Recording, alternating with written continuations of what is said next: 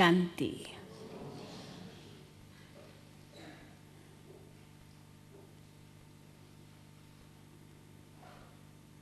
It's nice meeting the double foreigners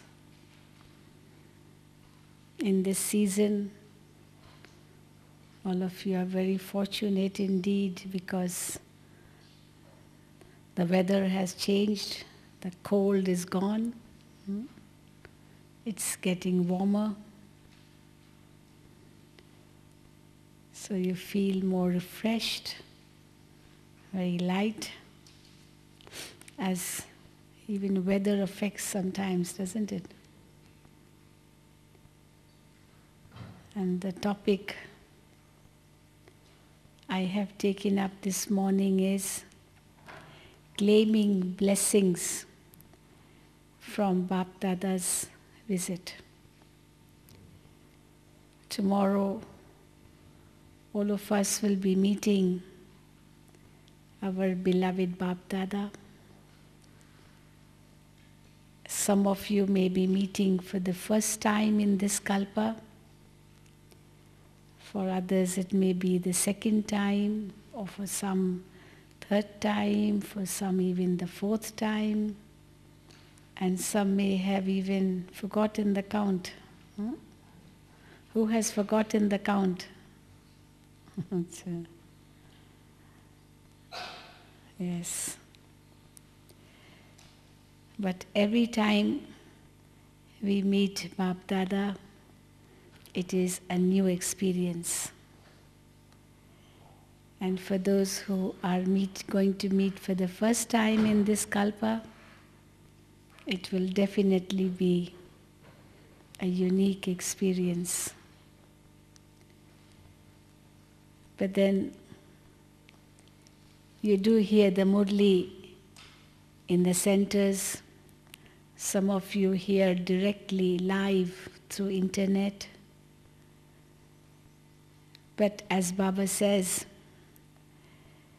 to hear directly, face to face, is number one. To hear through internet may be number two. To hear on a cassette may be number three. To listen to somebody else reading, the teacher reading in the class, may be number four.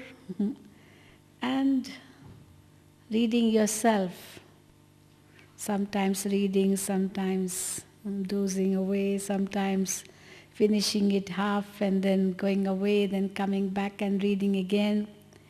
Maybe number six or five? Five. So it is number wise. And therefore, listening face to face is definitely number one. You may be sitting in your countries and hearing through internet, and maybe some of you are also ringing, talking on telephone, or maybe hearing the bell ringing, or maybe answering phone, other things. So many small things turn up in your centers or maybe wherever you are listening.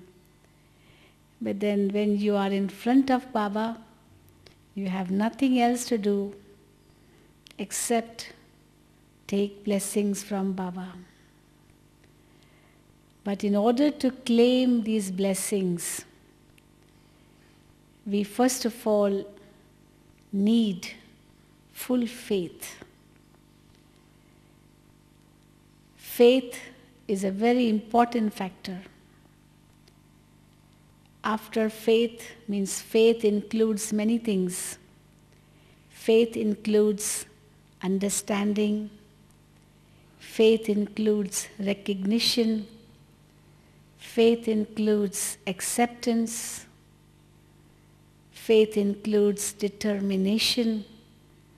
All that could be included in faith. And when the faith is there, then we are ready to obey. So after faith comes obedience.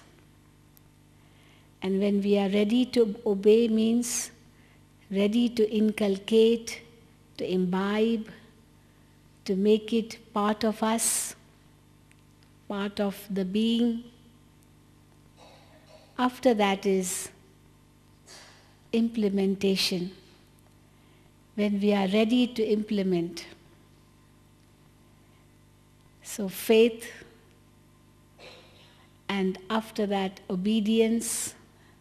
You will obey only that one in whom you have faith, in whom you trust.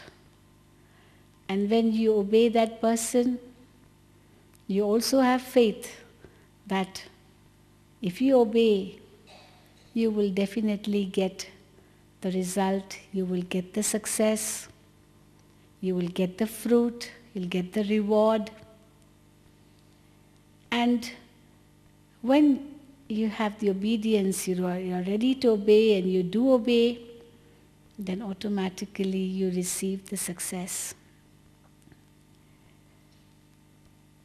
Of course, we will not do anything unless we know why we are doing it, in front of whom we are doing it, what will be the result. So unless we know that, we will not be ready to even have faith or be obedient or even think of results. So when we understand faith, it is such a deep word, because physically it's Dadi Gulzar sitting in front of us. She goes into trance, there's a jerk in the body, and after a while the eyes open and we start hearing the speech. Some may not even be knowing what is going on, because what is physically visible is totally different from the reality. The reality is that Dadi Gulzar is not there, though physically present, but mentally her soul is not present. She's in the subtle regions with Bapdada, maybe even having gone to sleep, And here Bapdada comes and meets the children. But even before that, to understand, we have to understand Bapdada. What does Bapdada mean? It is Shiv Baba's soul, the soul of the Supreme Being, the Supreme Father, whom we have been remembering for the past half kalpa, whom we have been worshipping, remembering at the time of sorrow, praying to the Supreme to come and liberate us, to guide us, to bless us, to have mercy on us, to give us the strength, and so on. So many desires we have had in bhakti. And we pray to God for fulfilling all those desires. And the faith that the one whom we had been invoking, the one whom we had been praying to, that one has come. And the medium is still the same. It is Prajapita Brahma. The Supreme Being needs a medium to come and speak to the children, to bestow those blessings or boons upon them, to give the knowledge of which He is the ocean, of which He is the bestower, to give the third eye of wisdom to the children. For that He needs a medium, because His children are in the corporeal form. And therefore He has to take the aid of a corporeal form. He has to become like his children in order to uplift them and make them like him. We give a very interesting example, like a very literal example, like if a father is 6 feet tall and his child is just maybe 2 feet tall, and the father wants to uplift his child, or the child wants to be close to the father. The father has to bend down, move his hands forward, and then lift the child, and then maybe put him on his shoulder, put him on his head, or even, sometimes we take little children and just fling them in the air, and they love it, some like it, some are afraid, but then they feel, oh, they are flying, they are in the air. But then the father is there to hold them once again. Or sometimes the father makes the child sit on his shoulders, and he tells the child, see, you're taller than me. And the child feels, yes, I'm taller than my father, because the father's head is only up to here and he's much taller. But he's sitting on the shoulder. But the father is happy to see the child happy. It's not that the child becomes taller than the father in this way. But the father himself puts the child on his shoulder and says, you are taller than me. And the child is happy. But the father has to bend down, bow down, in order to carry the child. If he has to speak to his child, who's very young, maybe a small baby, he has to act in that way. The act which the baby will understand, or the child will understand. Maybe speak the language of the child. He may be very intelligent, but he has to lower his IQ, his intelligence, and reach the stage of a child. Only then can the child understand him. But then in that process, the father knows that he's uplifting the child, he's raising the child, he's sustaining the child by giving him the love, the comfort, the protection, fulfilling all his desires. That's all part of sustenance. So we say that at this confluence age, God comes. But as he's incognito, he's not visible to these physical eyes. In order to become visible, he also needs a corporeal body, as we souls have taken the corporeal body. And we say that Brahma Baba is the only medium. Many people ask so many questions. Why only him? Okay, we understand that God has to take a medium, but why him only? And Baba sometimes answers very humorously. He says, Brahma Baba says, well, if it would be anyone else, again the same question could arise. Why only that one, Anyone whom he would take the aid of, the same question would arise. So he has to have someone. Okay, why this one? Again, Baba gives the answer with the help of the knowledge of the cycle. That he is that same soul, the first soul of the golden age, who was born through yogic power, yoga power, Sri Krishna's soul. The first devotee who started bhakti at the beginning of Copper Age. And he is the first one who has descended from the soul world, and therefore God meets him first. The first soul, Sri Krishna's soul, descends from Paramdham, and starts the new cycle. And therefore God meets him first. God descends in his body.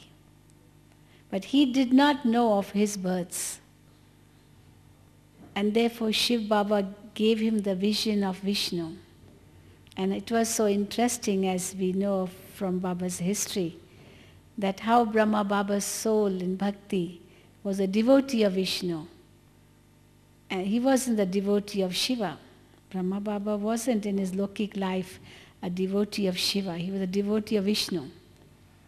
Because we have many types of personal gods, personalized gods, But Brahma Baba's Lokik life was that he was a devotee of Vishnu. And therefore Shiv Baba gave him the vision of Vishnu first. He didn't give him his own vision at the beginning. Brahma Baba would not have understood it. And Baba felt that his bhakti was fulfilled because he got a vision of his personal God.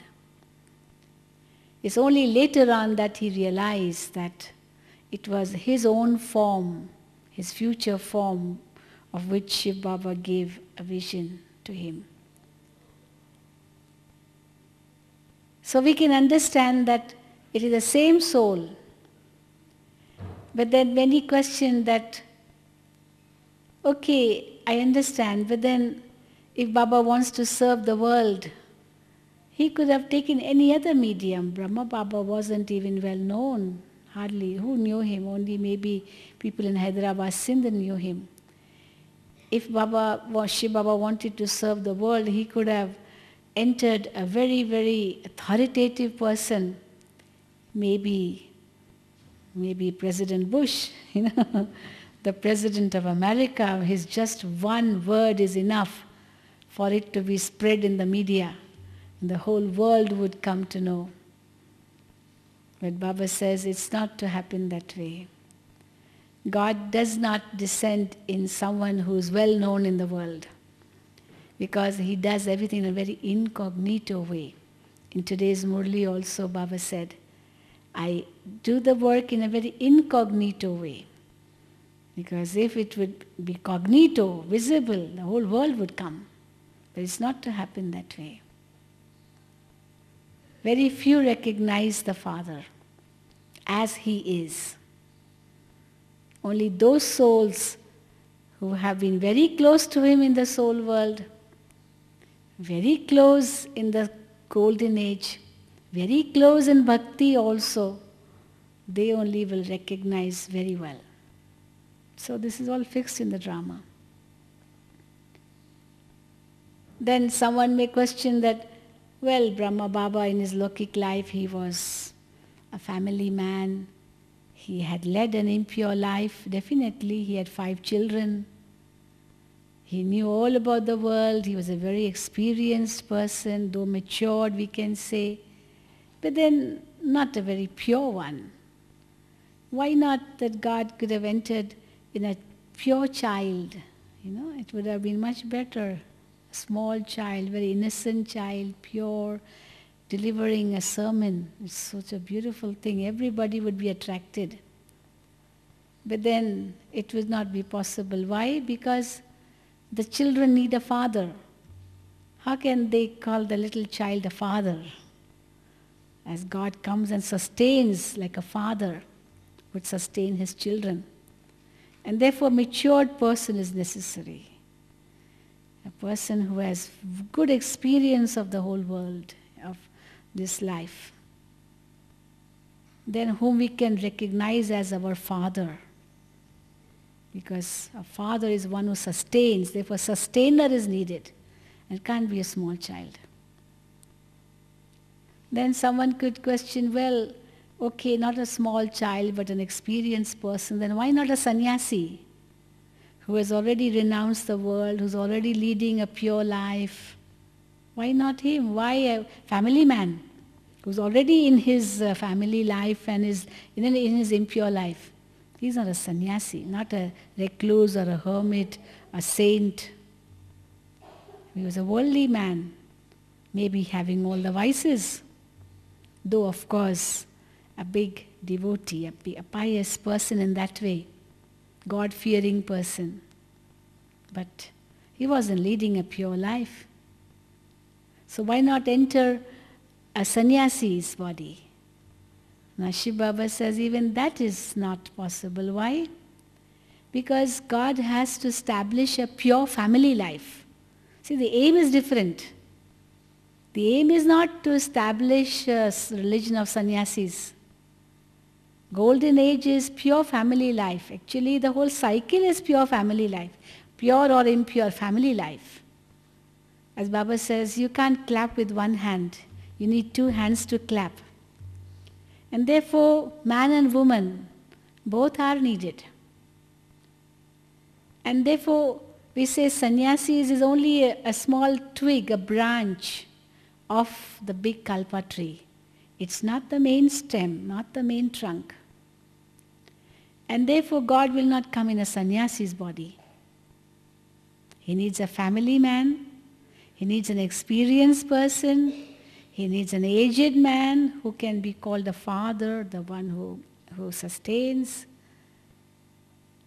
And he should be God-fearing, God-loving.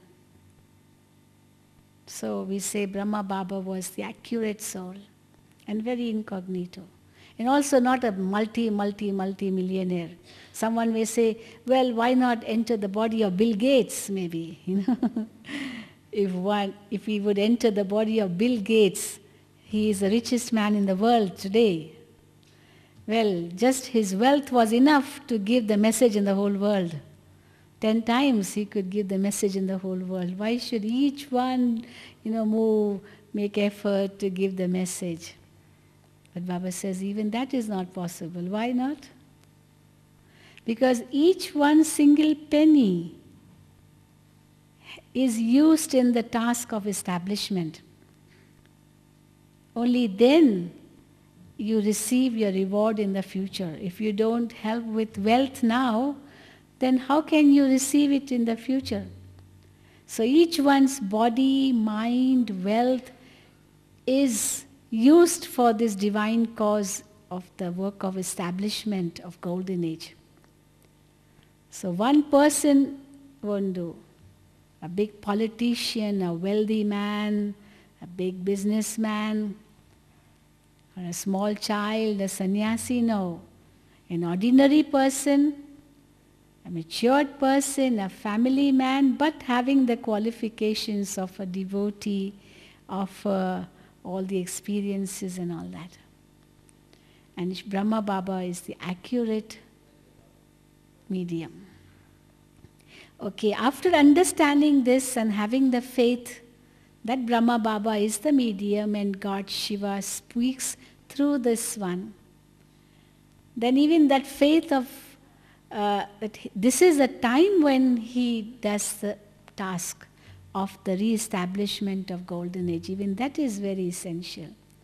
Like some people think that, Kali Yuga is still a child. In Hindi, there are rhyming words. Bachcha. Bachcha means child. And bacha means left, something left. How much time left? So samay is time bacha. So we say Kali Yuga is not a bachcha, is not a child. But only some time of Kali Yuga is left. We say Kali Yuga's time thoda bacha. It's not bachcha, but it is little bacha, means little time left. And now is the time when the Supreme Being comes. So he descends in the body of Brahma. Well, when Shiv Baba used to come in the body of Brahma Baba, it was very distinct that yes, Baba is now in Brahma Baba's body. We could feel the difference immediately. Because one moment Brahma Baba was like us, with us, playing with us, chatting with us, maybe even talking about worldly news sometimes with us. Because Baba used to read the newspaper every day. Baba used to hear the radio news every day. Sometimes he speaks in the Murli that you mothers don't hear the news, don't read the newspaper, so you do not know about what's happening in the world. Well, because at that time when Baba was speaking the Murli, maybe some old lady sitting in front of Baba, In Madhuban, not many lived. Hardly 15 or 20 were permanent residents, and all the year round was in season time. Okay, once in a month or twice in a month or 3 times in a month, a group would come and Baba would be speaking in front of that group. But then the whole year, Baba was in front of the Madhuban residents. No? So hardly 15, 20 people living in Madhuban. And some of them were very old people. I remember once Baba made a big joke. One sister wrote to Baba, Baba, I'm opening a center and Baba, please send us one hand, means one sister, to help me. So Baba said, child, you come and see for yourself which hand you want. Because there was an old lady living in Madhuban who was blind, another old lady who was deaf, the other lady who was dumb. So all these old people, well, where else will they go? They have to be with Baba, no? Baba, they can't live in a center. Because it's just like if in a family, supposing there is their parents and they have 7, 8 children, out of which 4 children are very good, very capable. So they will go out in the world and serve and earn and make a good name. But supposing 2 children are crippled, they are lame or maybe disabled, mentally challenged, as we use this word, or some physically challenged, but then where will they go? So the parents have to look after them. No? They have to look after them. So that's why in Madhuban who lived? Those who were physically challenged, you can say. Some even mentally challenged. Yes.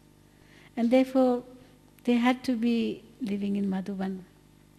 Baba never allowed energetic young teachers, who were very intelligent, to be really living in Madhuban. No, Baba would say to go and serve in the centers. So if somebody would write to Baba, Baba would say, okay, come and see for yourself which hand you want. And if you want to look after that hand lifelong, Baba would be happy. So that was just jokingly he would say. So Baba never allowed anyone really serviceable to be living in Madhuban. So maybe when he was speaking the Murli, at that time, who would be in front of Baba? And Baba never spoke in front of an audience of thousands in like a big, large gathering in the outside world. Baba spoke only to his children. So just imagine. Sometimes he would go to Bombay, sometimes he would go to Delhi, sometimes to some other place, but rarely. And maybe stay in Bombay and only meet his children. In the morning Murli, it would be just Baba's children who would come to listen to the Murli. And at that time, there were no tape recorders. Just think of those days. There were no tape recorders which would tape accurately. Only in the last days the tape recorder had started. There was no television. So we do not have any live sort of movies of Baba. We do not have. And therefore, there used to be a sister who would write shorthand. But that also, so many words could be missed because nothing was on tape.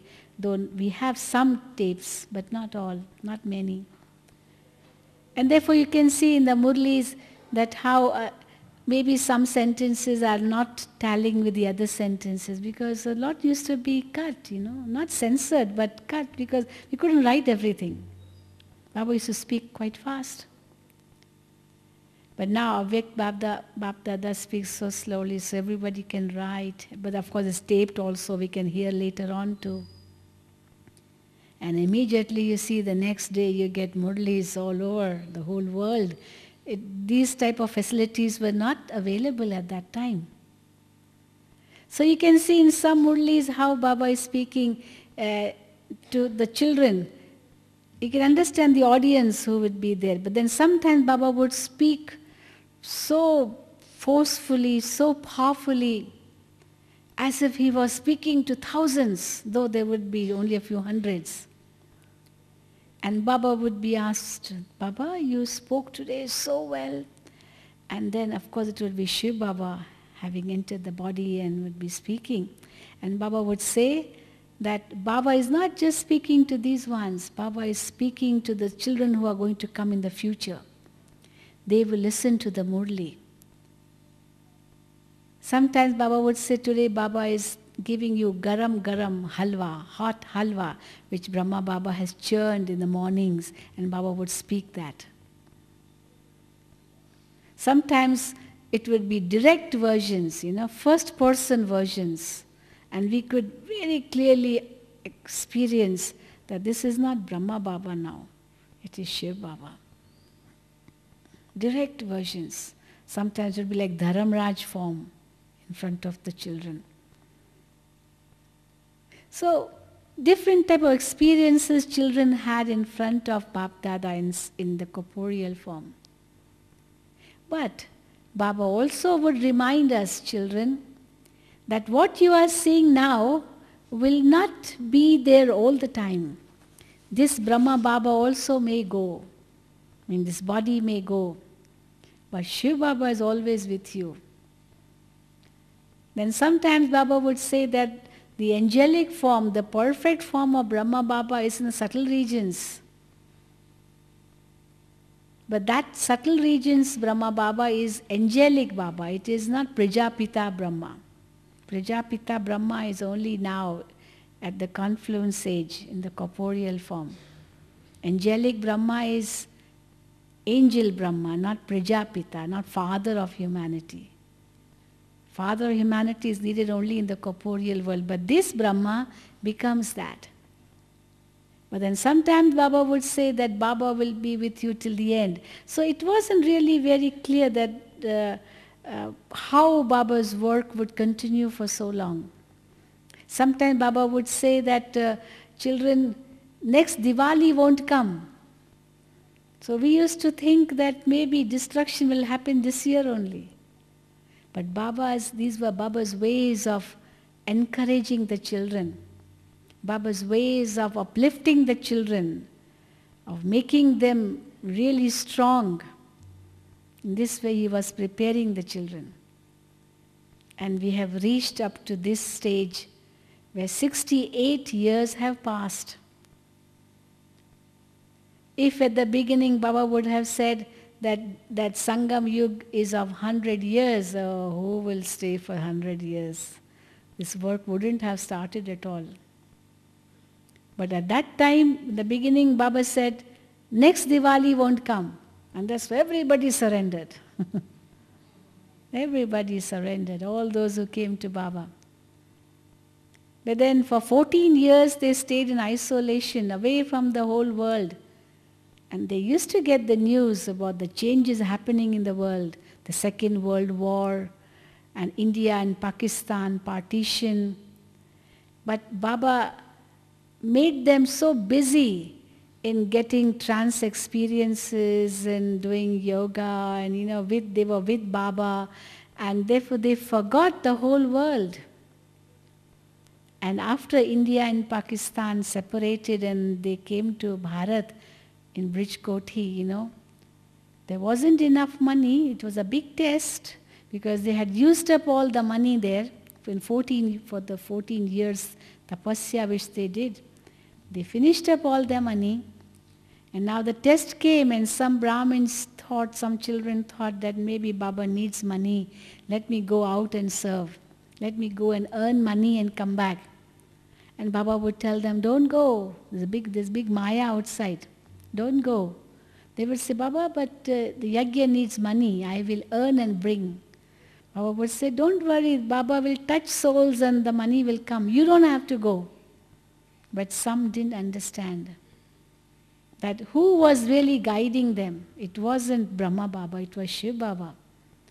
But they didn't recognize fully, and the result was when they went, they didn't come back whole. You understand? They didn't come back whole. W-H-O-L-E. That means they broke their bones. Broke their bones in the sense they went and indulged in vices and then finished their stage. though some of them have come back, but they're not the same. There were some who were even senior than Dadis, Dadi Ji and Dadi Janki. They went into the world and now they've come back, but they can't be like Dadi Ji and Dadi Janki. Because they have a blemish, a spot, a stain on the soul. Because after leaving Baba, they became part of the world and again came back.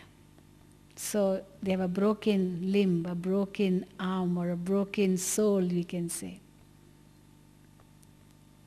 But then those who were strong, they never fluctuated. They were strong. They knew that these are tests in front of us, and we have to pass in these tests. And Brahma Baba was the first one to pass in these tests. As very often Baba speaks about this in the Murlis, that in Lokik life, Brahma Baba was given so much respect in the society. But when Shiv Baba entered in his body and spoke through him, many people who opposed, they did not understand. They even accused Baba, they even abused Baba. But Brahma Baba used to tell Shiv Baba, Baba, I had so much respect in the society before you came. And after that, see, people don't recognize you, Baba, but then they defame me. So Baba would say, never mind, child, Shiv Baba would tell him. You also have defamed me a lot in bhakti. You read that in the Murlis. Therefore, never mind. This defamation is part of their ignorance. It's not their fault. So Shiv Baba was in Brahma Baba's body, and the faith, the determination in Brahma Baba was so strong that those who had that faith and determination never shook. They were very strong. And those who shook, they went away. Like a storm comes, the stronger leaves, they remain with the tree, but the weaker ones, they fall off. And this way many, many tests came, but Baba was unperturbed, undisturbed.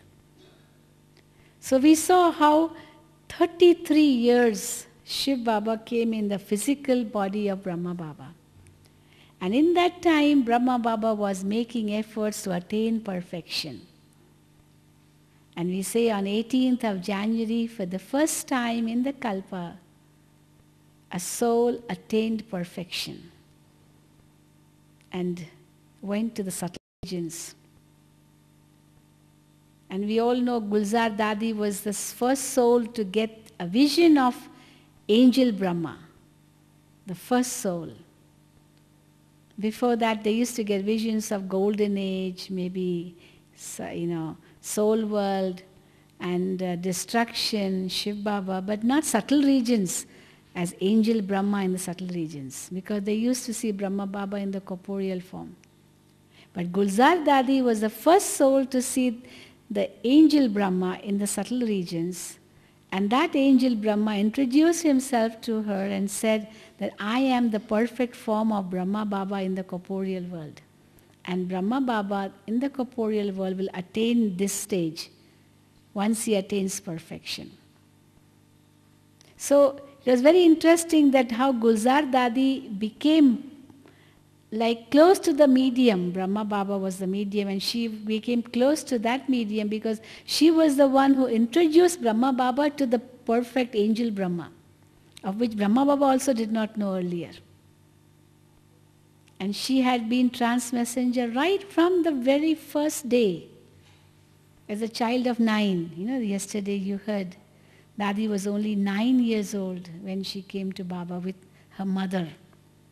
And the very first day she sat in the gathering, Gulzar Dadi, and with her mother, and she saw Brahma Baba, Baba's drishti fell on her, immediately she went into trance. Like yesterday it was interesting, within 2 minutes, she went into trance. We had another sister who used to live with Baba. Her name was Sangtri Dadi, and she was also Baba's very fast trans-messenger. I have said about this many times. She was called Go Soon, Come Soon Dadi. That was her name. Everybody called her Go Soon, Come Soon Dadi, because she was a trance messenger. And whenever Baba needed any message from Avyakt Bapdada, from subtle regions, so Baba would tell her child, go to Baba, like Dadi ordered Gulzar Dadi. I mean, you can say ordered. Even Baba would not disobey. And so Baba would say the same thing to that child, Santri Dadi. Child, go to Baba and ask this about this message from Baba and bring the message. So go soon and come soon. And Baba would just give drishti, maybe a few seconds, 30 seconds drishti. And there she would go and come back in 1 minute. 1 minute she would be back with a message. That was the wonderful part. But Gulzar Dadi, maybe she took a few more minutes to go. And she brought the message. So Gulzar Dadi was the first child. And she was a Kumari. She's a Kumari, means pure from birth. Her sanskars are so unique, she's so special. She's very unattached to anything, everything. She's so aloof.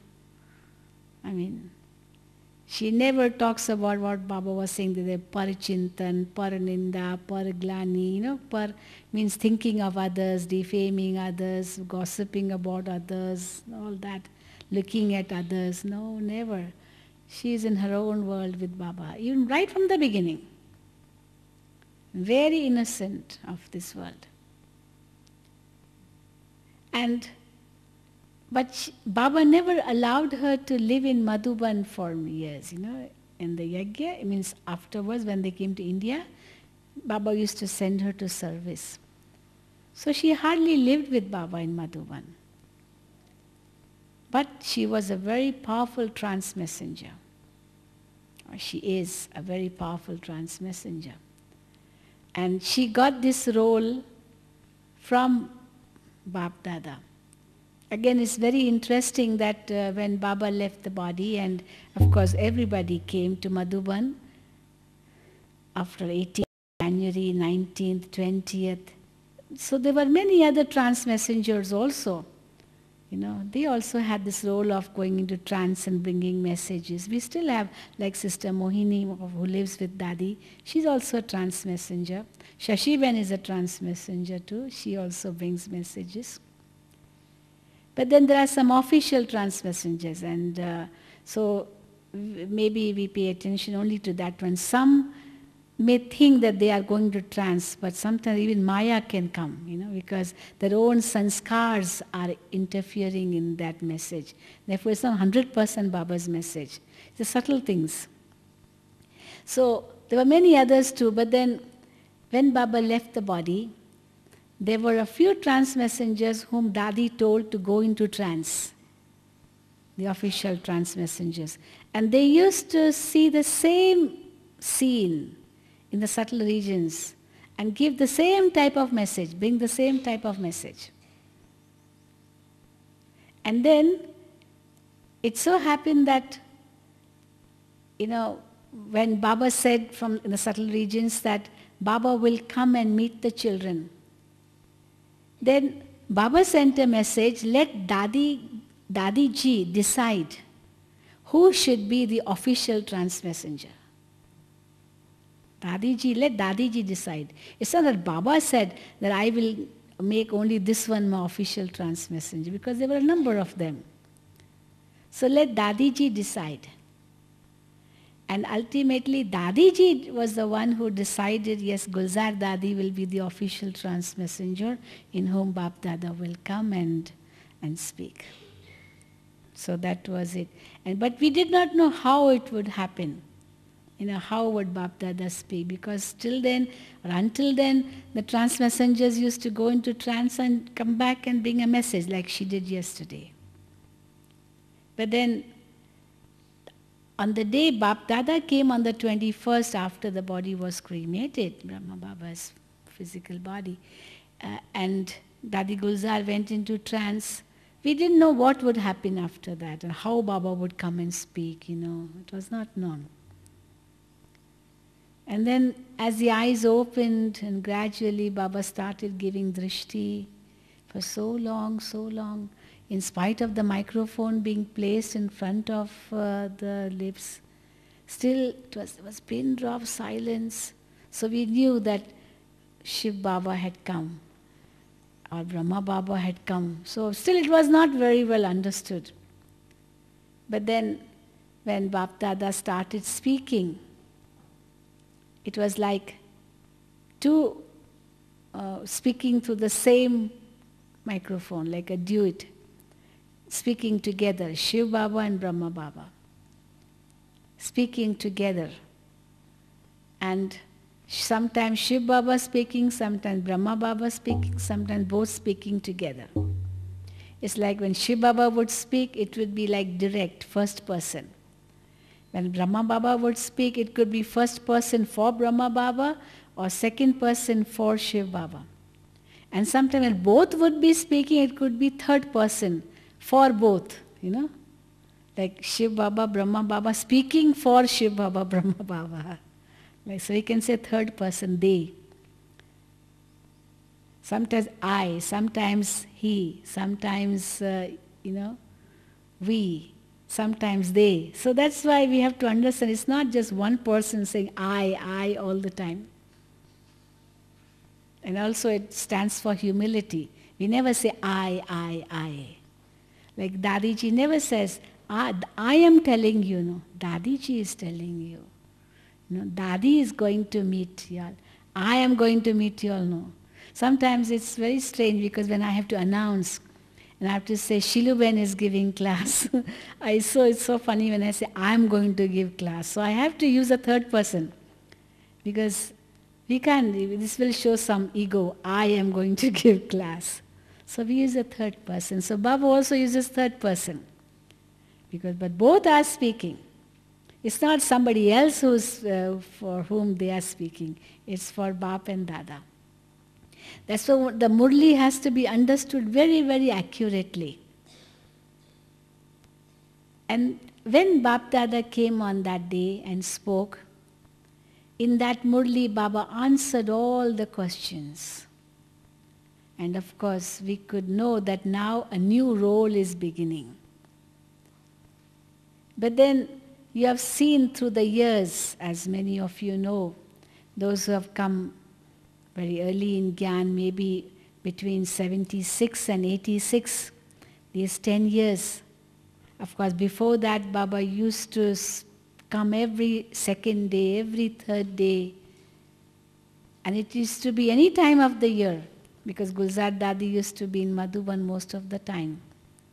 But then gradually it became season time for Baba to come from October to March. And that also quite often. But then after that it became lesser and lesser. Now it's every 15 days. 15 days roundabout. But then up to 86 it was, 87 rather, it was individual meeting. I have had so many meetings with Bapdada and so many blessings I have claimed from Bapdada directly. Personal meetings. If I go into that, it will be another separate class. But then Baba did give a signal that according to the time, things will change. Individual meetings will finish. And you have to claim the blessings through the Murli. Because the Murli itself is a blessing. That is also to be understood. But that can be experienced only when the consciousness, whilst hearing the Murli, would be, Baba is speaking to me directly. That's the first thought which should come in the mind whilst listening to the Murli. It's not, oh, Baba is speaking to thousands of children, maybe much more who are also listening on internet, or maybe even more who are remembering Baba at this time because Baba is remembering them. So if I think of all that, I'll just become a part of the whole experience. I'm not the whole experience myself. But if I think Baba is speaking only to me, it's to me it's for me, it's with me, then I can take full benefit. There are some children who say they're afraid because if they think that Baba is speaking only to me, then it's like, Dharamraj speaking to me because maybe Baba is saying this to me and I haven't been able to do it. So I may be punished if I don't give the right answer. So instead of really experiencing Baba's love, they're experiencing only fear. Like supposing Baba would say that, is it only now or is it going to be forever? And when we say, yes, Baba, it will be forever, then it's like a line drawn on stone, which is unerasable. But then if I think, oh, Baba is speaking to so many, and he always says like that, never mind, I'll raise my hand, never mind. That means I'm really not paying much attention. I'm not really concerned. I'm not really, into it. I'm saying, oh, Baba says this to him. Every time he says it, and we all hear, and maybe how many will do it. So we don't show that much concern. But then if I think Baba is talking only to me, then I will be like stamping my intellect all the time. I will be when you instill something on stone, it's become so strong that it doesn't come out at all. So this is what I have to experience. Baba is speaking only to me. Now, the whole Murli is a blessing. Why should we think that only a part of the Murli is a blessing? It's not that may you be this is the only blessing. But you are this is also a blessing. Now some people may say that I'm not that. How can I accept it that I am it? If Baba tells me that Baba is seeing Master Almighty children sitting in front of Baba, and I tell myself, no, I'm not Master Almighty. I'm not. Well, this is, there's a saying in Bhakti, in the scriptures there's a story that God announced that He is giving away blessings, He is giving away fortune to His children. Come with your pots and pans and claim your fortune from God. So people came from all corners of the world bringing their pots and pans to fill in the blessings or the fortune which God was giving away. But a few of them brought even filters, sieves. You know what are sieves? Which has holes. So some didn't find anything else, so they brought those sieves with them. And what must have happened? Whatever fortune they received, it filtered out from those sieves, and they were left empty-handed. So tomorrow, all of us will be meeting Bapdada. We do understand what Bapdada means. Does everyone understand? Those who do not understand the very meaning of these two words, Bapdada, raise your hand. Everybody understands? Yes? Everybody? Anyone who doesn't? Who doesn't understand? No one? All understand? Okay. I'll just tell you briefly. So when we say Bapdada, it means father and grandfather. Or Bapdada means father and brother. Both meanings are in this. So Brahma Baba is our brother and Shiv Baba is the father. Or Brahma Baba is the father and Shiv Baba is the grandfather. So that's Bapdada. And when Bapdada come in front of us and give drishti to us, I'm saying it in plural form, Bapdada is two, not one. Sometimes we say Bapdada has come because it is two in one, so we can say has come. Or we can also say have come because it's one or two. So it depends on how you take it, as one or two. It's two in one. Therefore has come or have come is not wrong. Both are right. So when Bapdada comes and Bapdada gives drishti, At that time, the consciousness shouldn't be that, oh, Baba, I'm so far. Baba, look at me. Baba, look at me. Sometimes some children say, Baba, he's not looking at me. But it's like God has thousands of eyes. Now think in this way. Don't just see Gulzar Dadi standing in front of you and the drishti falling to you and therefore your Baba is looking at you. No. They say in bhakti, God has thousands of eyes. That's why people say He is everywhere, because He is looking everywhere. Now, it may be a feeling, but it is a fact with that faith that God is with us. So if God is with me, God is with you, God is with you, God is with everyone. So He is everywhere, and therefore omnipresence is not wrong in a way. Of course, it's a very strong feeling. Some people say, God is looking at me. He's watching me.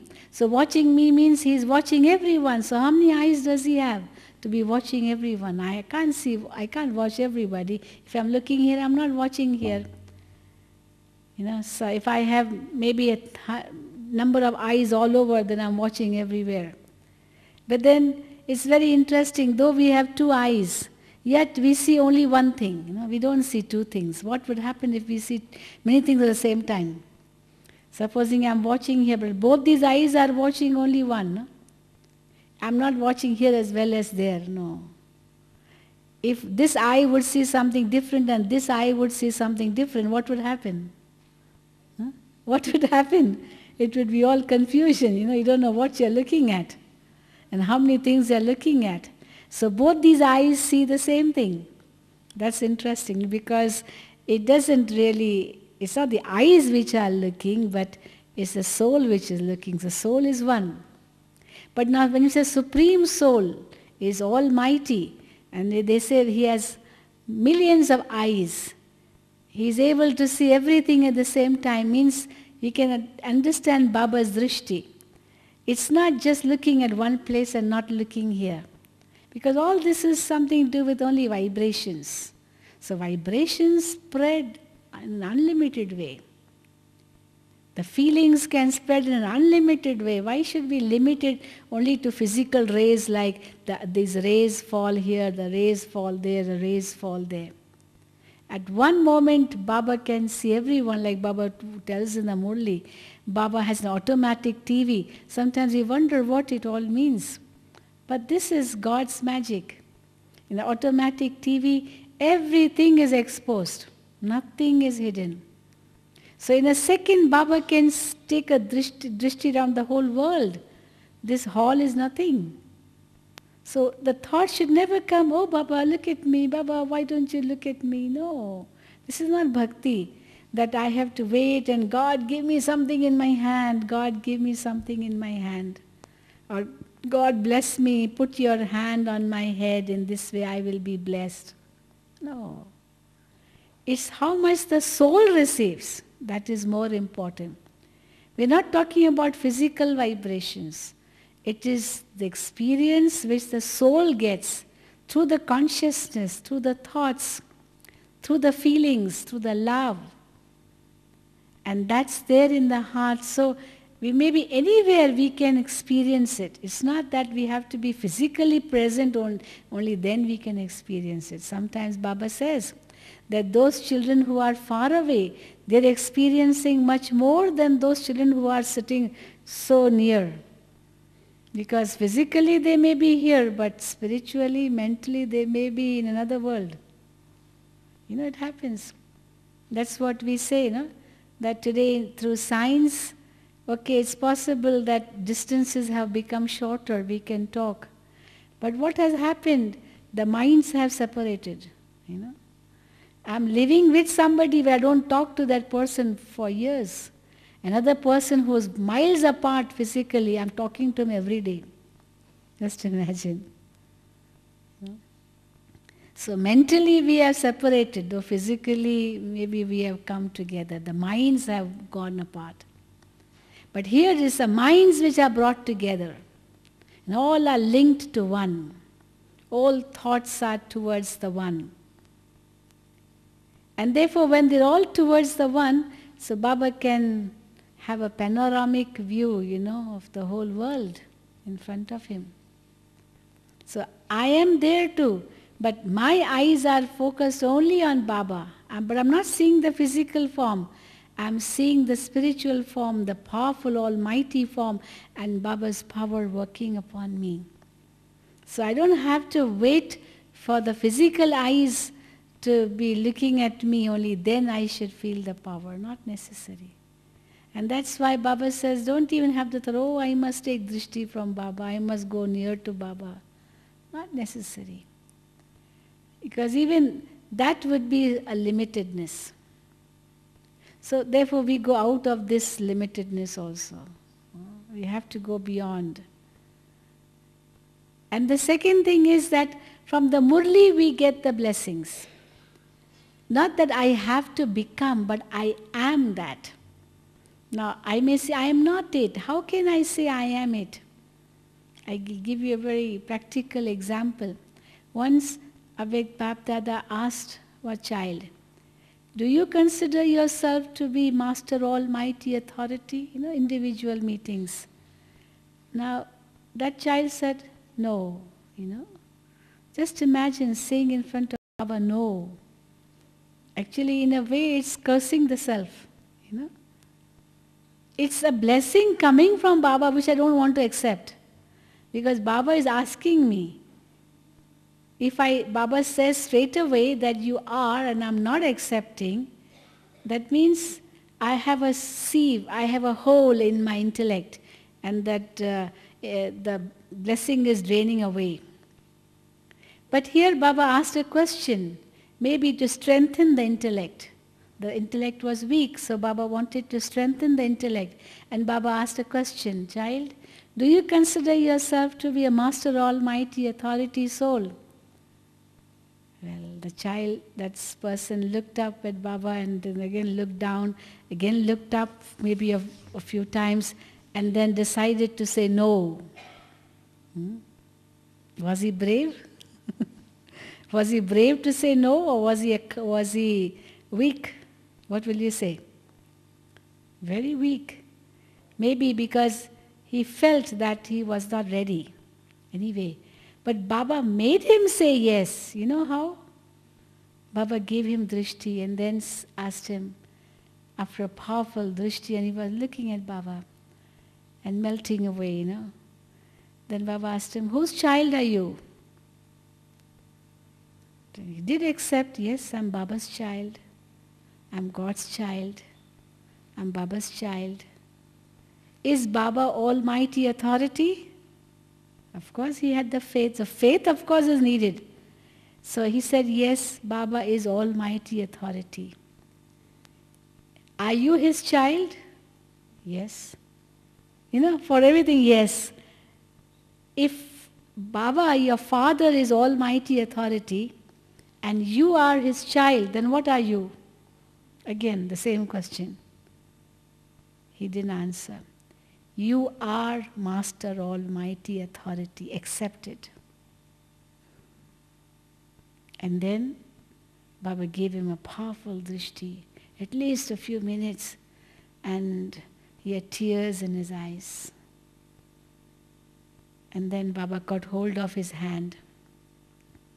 And Baba said, never let go of this hand.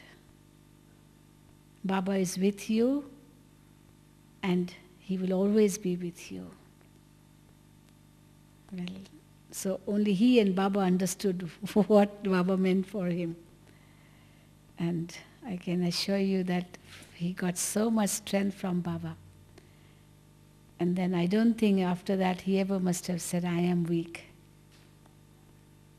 So this is how Baba puts the strength. But then Baba is already giving us that in knowledge form, is it not, in the Murli? That all of you consider yourselves to be Master Almighty Authorities. So it doesn't mean that I have to have an individual meeting to experience that blessing. Baba is giving that in the Murli anyway. And therefore we say claiming the blessings from the Murli itself. Baba says, you are holy swans. What does a holy swan do? It picks up pearls. it throws away the pebbles. So I am that holy swan, I have to pick up only pearls. I give you my experience, before I was invited to speak on television, because I gave many lectures on television. Just before that, Baba gave me this blessing. Baba, I stood in front of Baba, and Baba caught hold of my hand.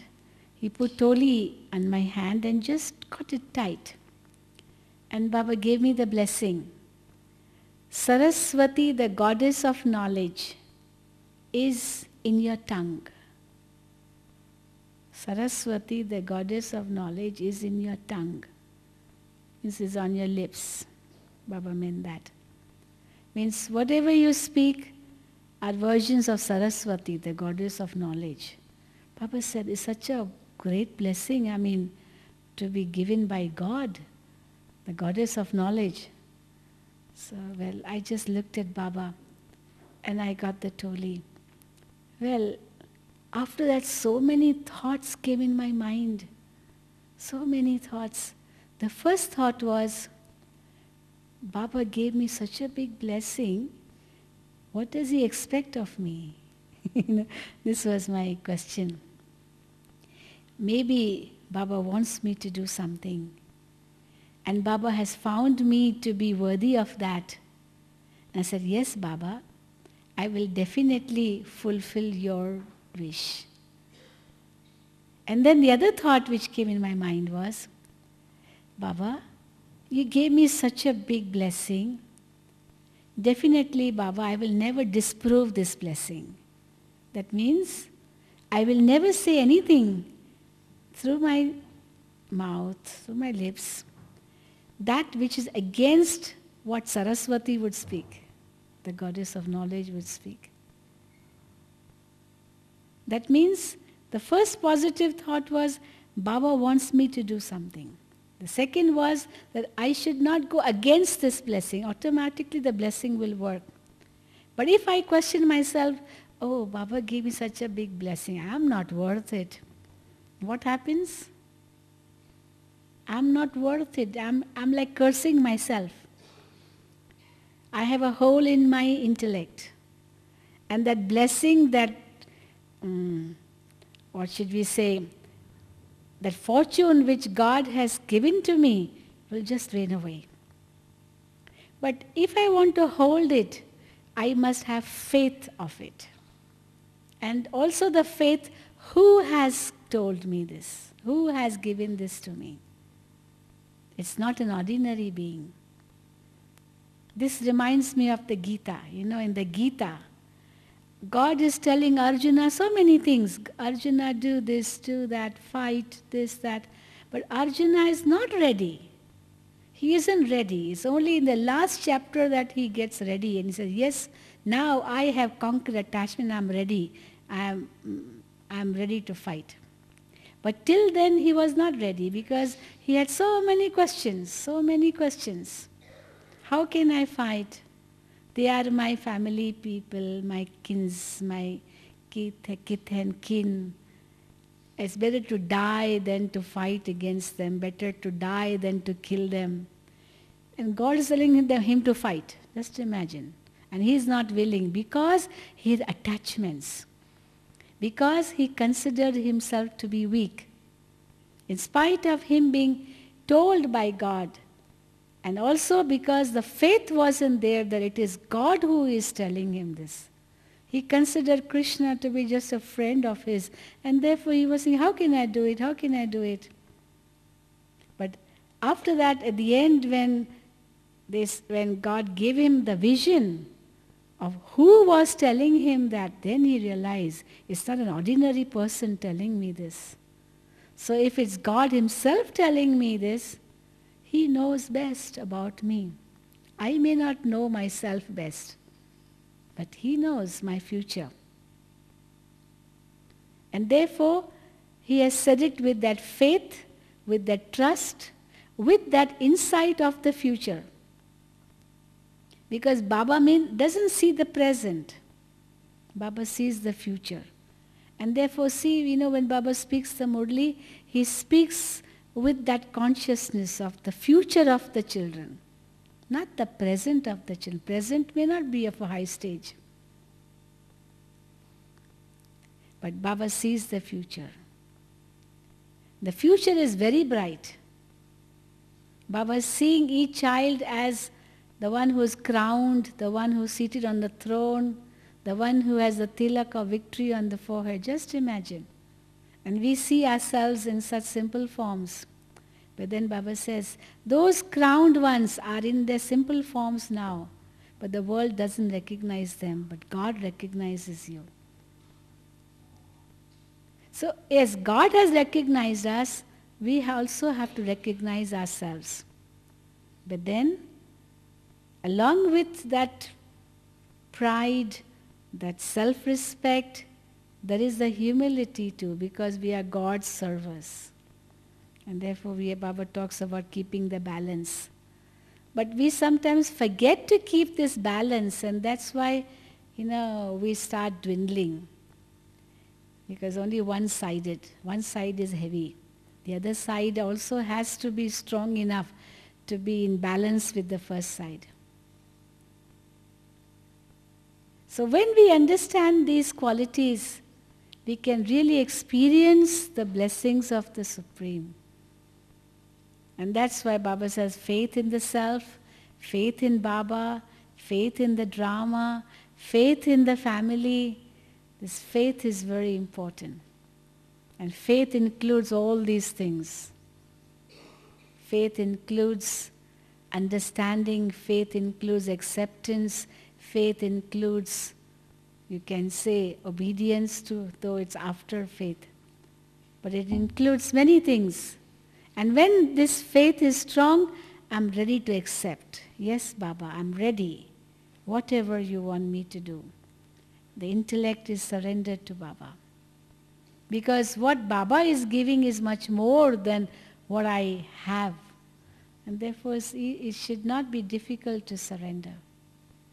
So this is how we claim the blessings from the Supreme. So tomorrow all of us will be meeting Baba. And we sit with that consciousness whole day. Keep that in your consciousness. If possible, go into silence. And make yourself strong, ready to claim the blessings from Baba and make them part of you. Because, as Baba is saying, time is running short. So instead of saying, oh Baba, you're expecting too much from me, oh Baba, I can't do this. That's why Dadi often says, I don't like these words, try. The word try, my maybe, I will, maybe, sometimes we say, so no try but fly. Means a determination at that very moment. Yes, Baba, I will do it. And I should be ready for it. This is the meaning of claiming blessings from Bapdada's visit. Okay? Yes? Any questions? Any questions? No? Anybody? No one? Okay. Thank you. Om Shanti. Someone has question? No. Yes? Please stand up.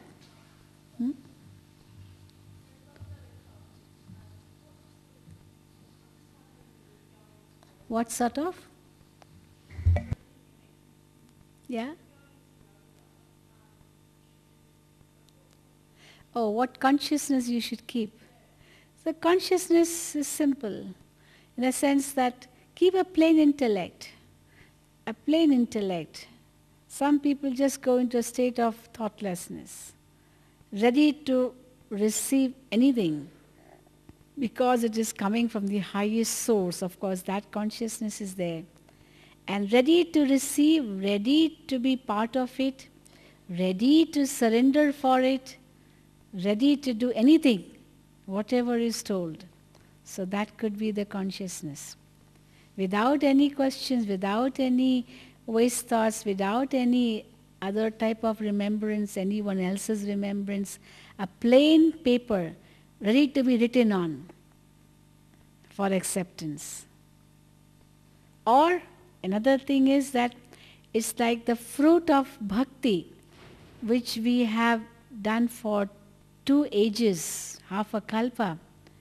The thought could be, Baba, I am now receiving the fruit of my bhakti.